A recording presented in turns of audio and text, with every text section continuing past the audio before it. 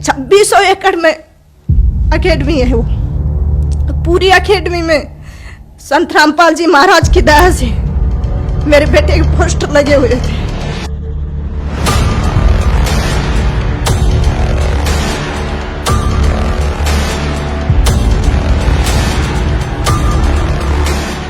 जहां भी देखे लेफ्टिनेंट केवल कृष्ण की आवाज। सर पूछो मत, मेरे भगत जी वहां पे रोने लग गए। ये मालिक,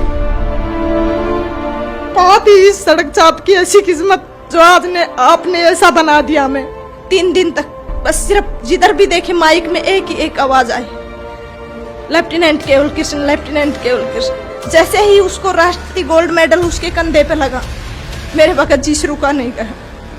वो 2500 बंदों में इतनी जोर जोर से रोने लग गए कि मालिक, हमने लोगों ने तो आत्महत्या करने की सोच ली थी, क्या किस्मत बना दिया आपने। नमस्कार बहन जी।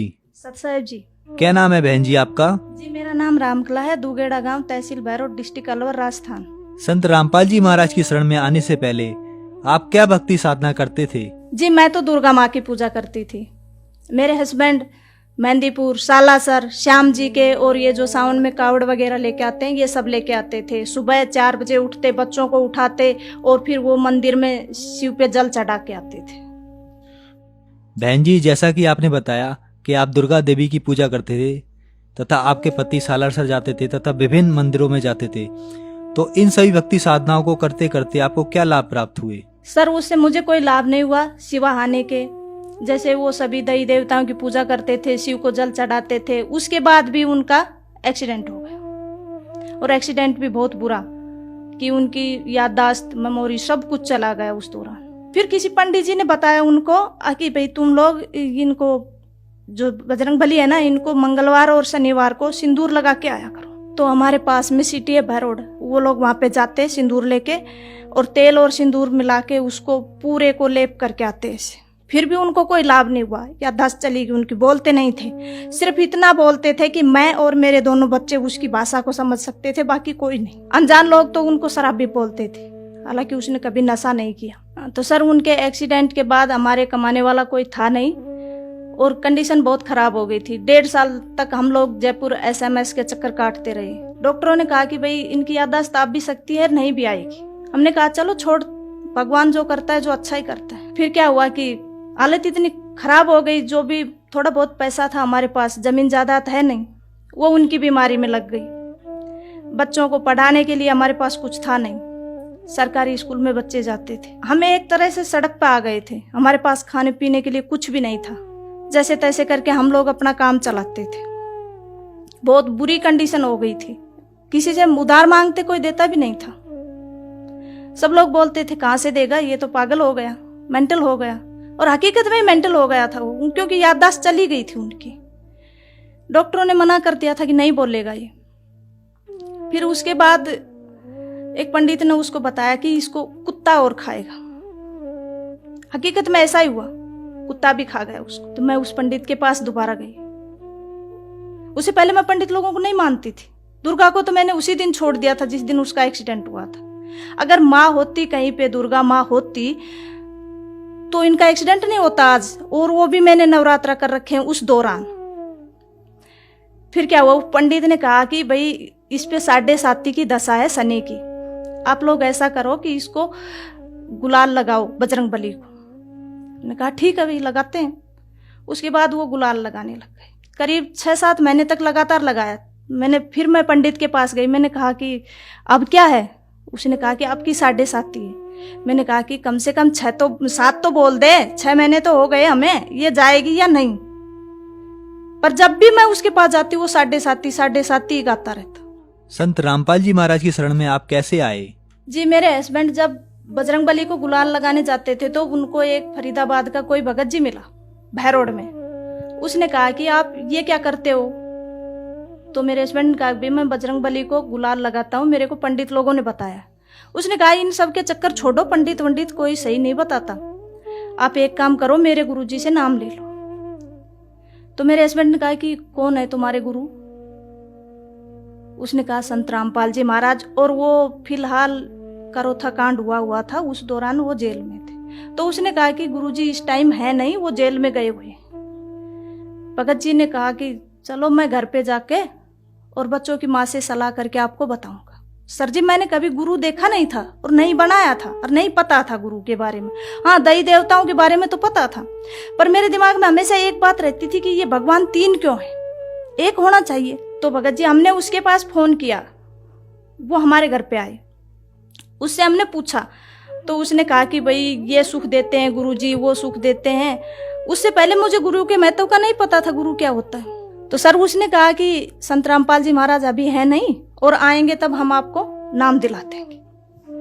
तो जैसे ही संत रामपाल जी महाराज आए, वो भगत जी हम लोगों को वहां पे लेके गया। उसके बाद जैसे ही हमने नाम लिया तो हम हर 15 दिन में सत्संग में जाने लगे। तो धीरे धीरे धीरे धीरे मालिक की, परमात्मा संत रामपाल जी महाराज की दया होने लगी हम लोगों पे। बहन जी, जैसा कि आपने बताया आप देवी दुर्गा की पूजा करते थे, आपके पति सालासर जाते थे, आप विभिन्न मंदिरों में जाते थे, जिससे आपको कोई लाभ नहीं मिला, आपकी आर्थिक स्थिति बिगड़ गई तथा आप सड़क पर आ गए। तो संत रामपाल जी महाराज की शरण में आप कैसे आए? जी, जैसे ही सर हम संत रामपाल जी महाराज की शरण में गए, उसी दिन से हम लोगों को लाभ होने शुरू हो गए। मेरे हस्बैंड का एक्सीडेंट हुआ तो हमारी जिंदगी तो नरक हो ही गई थी, पर उसके बाद जैसे ही उन्होंने संत रामपाल जी महाराज से नाम दीक्षा ली, धीरे धीरे धीरे धीरे उनकी स्थिति सुधरती आ गई। आज उनकी आवाज भी बिल्कुल ठीक है। संत रामपाल जी महाराज की दया से उनको कोई नहीं कह सकता कि इनका कभी एक्सीडेंट भी हुआ था, और वो ज्यादातर भगवान के सेवा में ही रहते हैं। बच्चों को स्कॉलरशिप मिल गया, वहाँ पे बच्चों की पढ़ाई फ्री हो गई। उसके बाद बच्चों ने +2 की, +2 के बाद लड़की को स्कॉलरशिप मिल गया, उसने इंजीनियरिंग की। बेटे को अब पैसे तो हमारे पास थे नहीं, पैसे कहाँ से दे, तो हमने बैंक से लोन उठाया।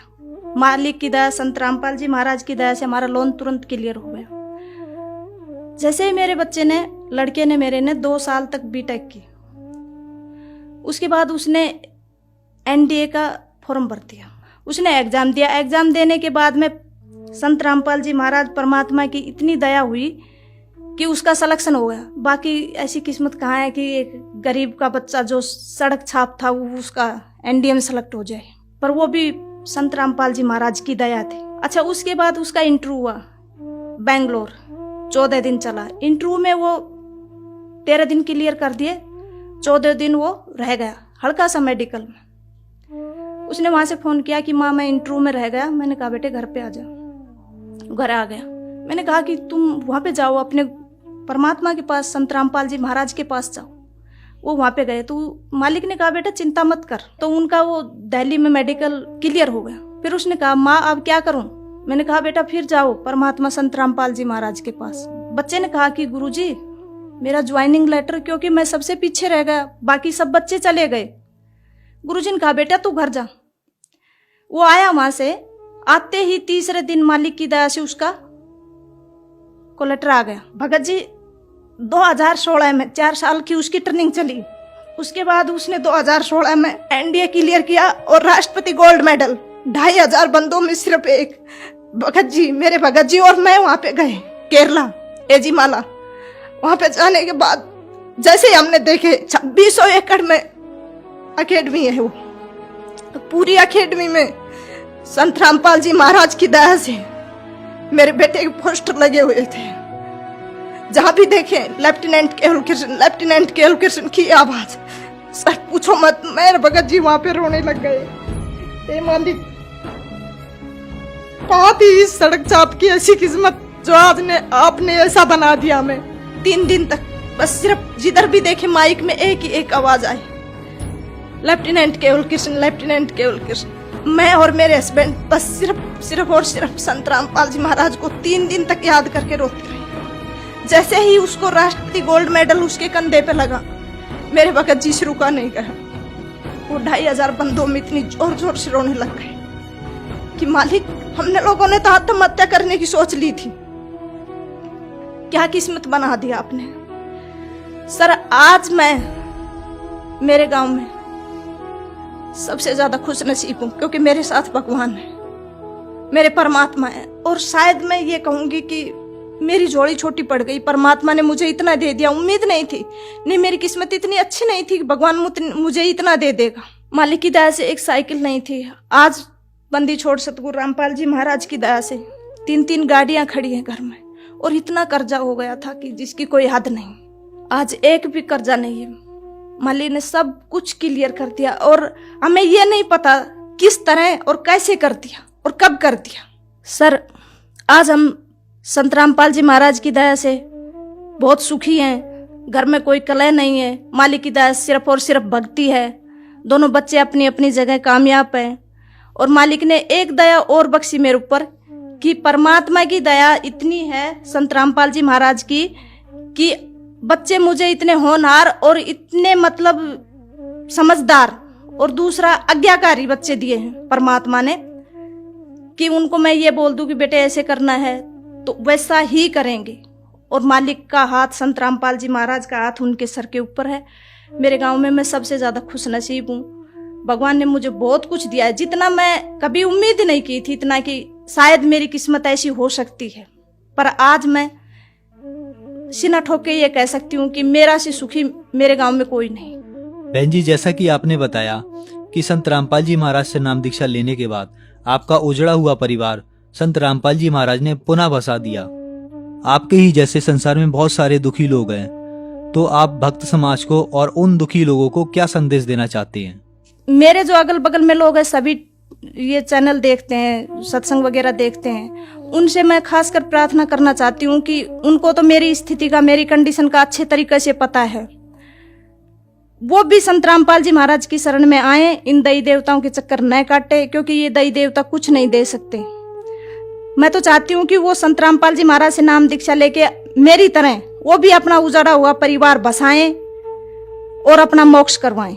बहन जी, संत रामपाल जी महाराज अभी जेल में हैं, तो कोई श्रद्धालु अगर संत रामपाल जी महाराज से नाम दीक्षा लेना चाहे तो वह कैसे नाम दीक्षा ले सकता है? सर, संत रामपाल जी महाराज की दया से विभिन्न चैनलों पे संत रामपाल जी महाराज का सत्संग चल रहा है, और उसके नीचे जो पट्टी चलती है उस पे फोन नंबर दिए गए हैं, वहां से नंबर नोट करो और संत रामपाल जी महाराज का जो नजदीकी नामदान सेंटर है वहां पे जाइए और नाम दीक्षा लेके अपना मोक्ष कराइए।